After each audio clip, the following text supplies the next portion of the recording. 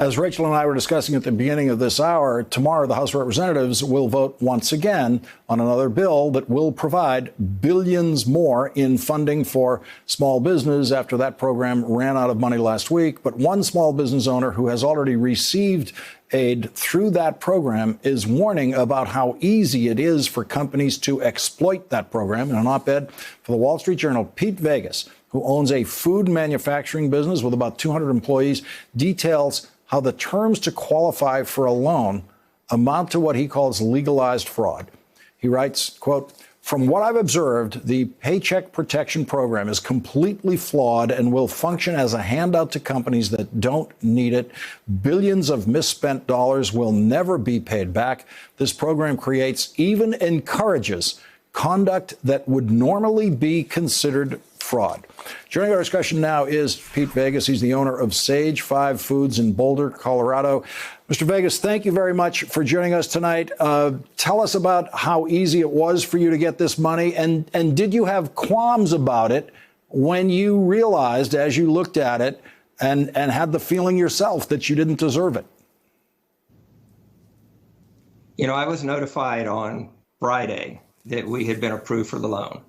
I had 2 days to decide whether to take it or not. So I spent the weekend concerned about whether I should take the money or not. The issue being that if I didn't take the money and my plant shut down a few days later, as you're now seeing with a lot of food plants, then I could have 200 employees, out of work, just like everyone else. So I took the loan. There's a statement in the loan that's very vague in the loan application, and it's really the only one that you have to sign off on. It says current economic uncertainty makes the loan request necessary to support the ongoing operations of the applicant. So, that's a very vague, broad statement. In my case, there's clearly uncertainty. There are many reasons that my plant could go down. A virus could run through the plant. I could have supply problems.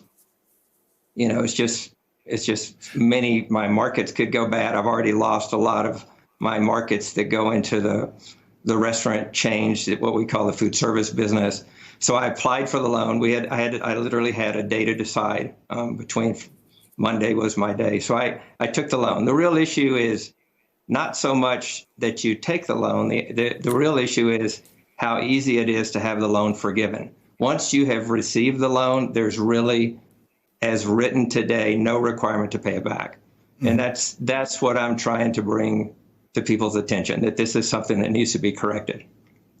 Yeah, and you do make the point in your article that as of the time you were applying for the loan, your business was actually doing very well, and it hadn't really suffered at all. There was nothing really to that the loan, no losses that the loan was going to replace or help you with.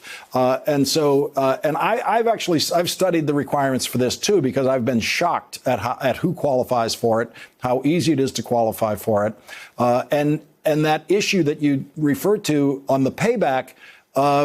It's very clear that the way this is written, most recipients are never going to have to even be required to pay back these so-called loans. These are really gifts.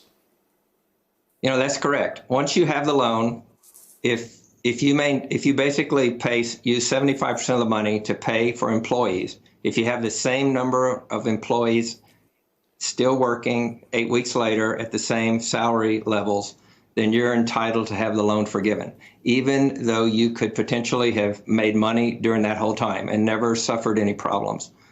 So it's basically a giveaway to companies that may not need it, that end up not needing it.